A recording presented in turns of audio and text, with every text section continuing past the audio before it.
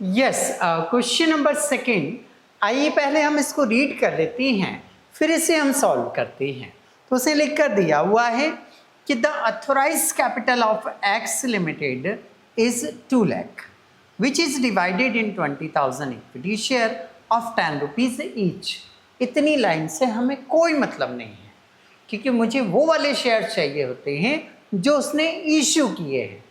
ये शेयर वो बता रहा है कि मेरे पास 20,000 शेयर हैं, 20,000 शेयर्स हैं, और इसमें से आगे रीड करूं, out of these share 12,000 equity share have been issued to public. देखो यहाँ इश्यूड वर्ड दिखा होगा, उसे अंडरलाइन कर दो।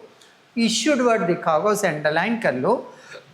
Issued share have been issued to public payable as 2 rupees on application. ध्यान दो, 2 rupees on application, 4 rupees on allotment, 2 rupees on first call और 2 rupees on second and final call. All the amounts have been duly received. Give necessary general entries. देखिए question हमने क्या कर लिया, read कर लिया। क्वेश्चन में से 2 पोर्शन उसने दिए हैं। पहला अथोराइज कैपिटल की डिटेल बताइए उसने कि उसके पास 20,000 शेयर है, 10 रुपीज़ का ईच है, ऐसे करके वो 2 लाख रुपए शेयर कैपिटल हो रहा है। इससे हमें कोई मतलब नहीं, इससे हमें सवाल करना ही नहीं है। फिर सर किससे सवाल करना है? उसमें देखो इश्यूड शेयर उसने बताए हैं 12,000, तो हमें जो सवाल करना है वो 12,000 शेयर से करने हैं। तो चलिए आइए ध्यान दीजिए, पहले टेबल बनेगा, फिर क्या बनेगी, जनरल एंट्रीज। पहले टेबल बनानी है तो ऊपर लिखना है total issue of share 12,000, installment, rate, due, receive.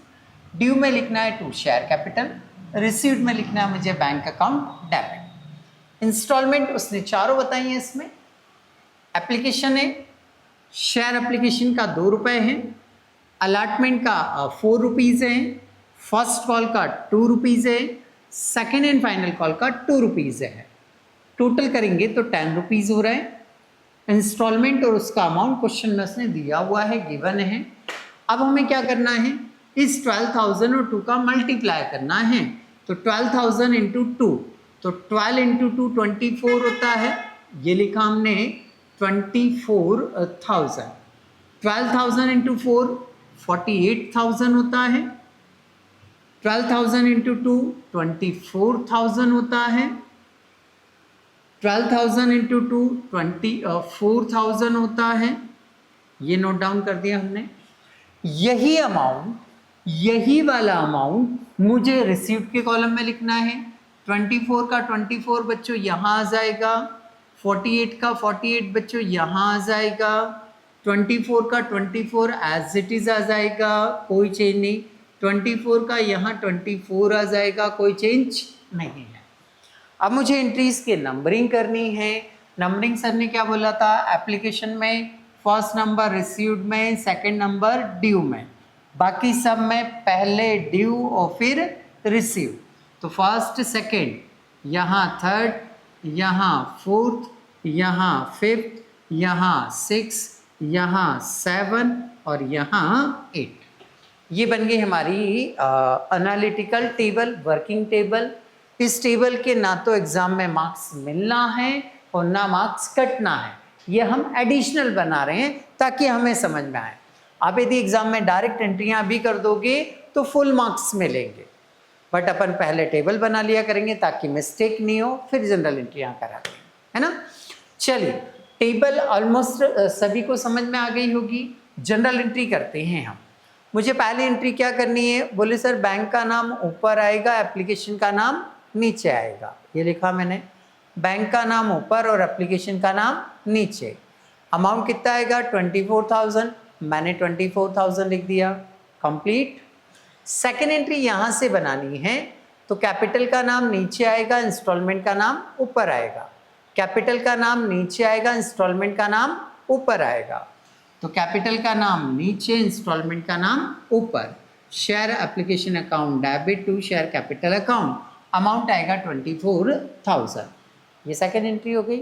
Third entry ये बनानी है, कैपिटल का नाम नीचे, अलॉटमेंट का नाम ऊपर। थर्ड एंट्री ये रही हमारी। थर्ड एंट्री क्या करनी है हमें, कैपिटल का नाम नीचे और अलॉटमेंट का नाम ऊपर, ये रहा। Share allotment account debit to share capital account 48,000 okay. Fourth entry ये है। फोर्थ एंट्री में मुझे बैंक का नाम ऊपर लिखना है और अलॉटमेंट का नाम नीचे लिखना है। ये लिखा मैंने bank account debit to share allotment account. Amount में यहाँ से देखूंगा 48,000 है, तो 48,000 नोट डाउन कर दिया। ओके नेक्स्ट फिफ्थ में कैपिटल का नाम नीचे और फर्स्ट कॉल का नाम ऊपर। Share first call account debit to share capital account. Amount में यहाँ से लिखूंगा 24,000 है, तो यहाँ अमाउंट आएगा आपका 24,000। ओके सुधार लिया हमने। यहाँ भी 24,000 आएगा। करेक्ट। ओके नेक्स्ट हमारी फर्स्ट कॉल की एंट्रियाँ हो गई, दोनों अभी नहीं हुई, ये वाली करनी है हमें। तो रिसीव्ड, हाँ सर बैंक का नाम ऊपर आएगा, सर फर्स्ट कॉल का नाम नीचे आएगा। तो bank account debit to share first call. Amount यहाँ से देखेंगे 24,000 है, तो हम कितना लिखेंगे 24,000 एंड 24,000। ओके क्लियर, यहाँ तक समझ में आ रहा है। अब मुझे सेकेंड कॉल की भी एंट्री करनी है। सेकेंड कॉल में ये वाली एंट्री होगी, ये वाली ये 7th नंबर की। तो क्या करना है, कैपिटल का नाम नीचे, सेकेंड एंड फाइनल कॉल का नाम ऊपर। ये लिखा मैंने, shares second and final call account debit to share capital account. Amount यहाँ से लिखेंगे 24,000। ओके नेक्स्ट ये एट्थ वाली एंट्री क्या बेटा, बैंक का नाम ऊपर आएगा, सेकेंड एंड फाइनल कॉल का नाम नीचे आएगा। बैंक का नाम ऊपर लिखा मैंने, सेकेंड एंड फाइनल कॉल का नाम नीचे। अमाउंट कितना है 24,000। सारी एंट्रियों की नरेशन लिखनी है। नरेशन क्या बताई थी, सबकी नरेशन कॉमन आएगी। क्या कॉमन आएगी, being share money, being share money, being share money, being share money, being share money, ऐसे 8 एंट्रियों में लिखेंगे। फिर ये एंट्री काय की है, बोले सर एप्लीकेशन की है, कौन से कॉलम की है, रिसीव्ड की है, तो यहाँ लिख देंगे being share application money received. ये एंट्री काय की है, सर एप्लीकेशन की है और ड्यू की है, तो यहाँ लिख देंगे being share application money due. फिर थर्ड एंट्री हमारी काय की है, बोले सर ड्यू की और अलॉटमेंट की है, तो अलॉटमेंट और ड्यू आ जाएगा थर्ड का narration, being share allotment money ही ड्यू। फोर्थ में क्या है, अलॉटमेंट और रिसीव है, अलॉटमेंट और रिसीव्ड है, तो मैंने लिखा being share allotment money received, है ना सिंपल।